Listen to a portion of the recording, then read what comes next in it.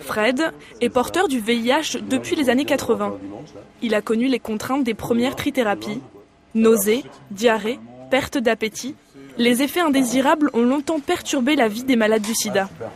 C'était absolument terrible parce qu'il fallait qu'on respecte des horaires, qu'on mange à heure fixe, qu'on soit à jeun avant de prendre les traitements, qu'on soit à jeun pendant 2 heures. Oui, c'était horrible. Tout était conditionné à la prise de traitement à heure fixe 3 fois par jour. Moi, je me souviens d'amis au tout début des traitements antirétroviraux qui avaient même plus la force de manger parce qu'ils savaient que derrière, ils allaient vivre le cauchemar d'aller 50 fois aux toilettes ou ce genre de choses. Aujourd'hui, ce genre de cas n'existe plus ou qu'en une situation absolument extrême. Les traitements se sont vraiment améliorés en termes de confort. Même si les nouveaux antirétroviraux sont moins agressifs, pris à long terme, ils perturbent quand même l'organisme. Fred peut désormais manger normalement, mais il doit veiller à avoir une alimentation équilibrée.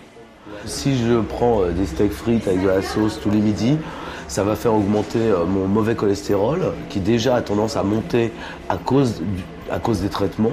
Donc faire monter mon mauvais cholestérol, c'est potentiellement développer plus tôt dans quelques années des maladies cardiovasculaires.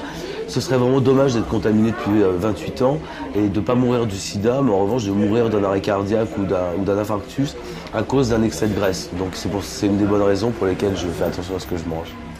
Cholestérol, diabète, problèmes cardiovasculaires, c'est ce qu'on appelle les troubles métaboliques.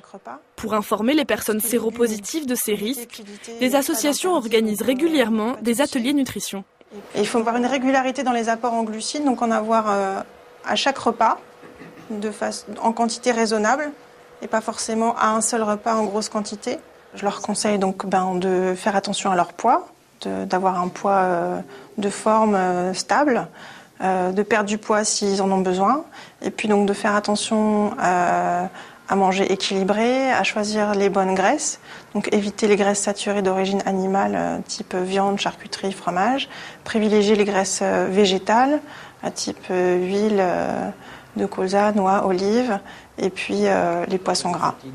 Ces conseils permettront de mieux vieillir avec la maladie. Cet atelier, c'est aussi l'occasion d'aborder des problèmes à plus court terme. Là, il y a des personnes qui ont la diarrhée en lien avec leur traitement. Oui, bien sûr. Presque tous. Donc quand on a la diarrhée, il faut essayer de limiter les apports en fibres, donc diminuer les céréales complètes et les fruits crus, les légumes crus, et plutôt opter pour tout ce qui va être fruits cuits, légumes cuits, compote, potage, etc., en quantité raisonnable. Pour ces malades, l'alimentation est donc essentielle pour maintenir une bonne qualité de vie. Seulement en France, plus d'un tiers des séropositifs vit sous le seuil de pauvreté. Pas facile de bien se nourrir, avec moins de 900 € par mois.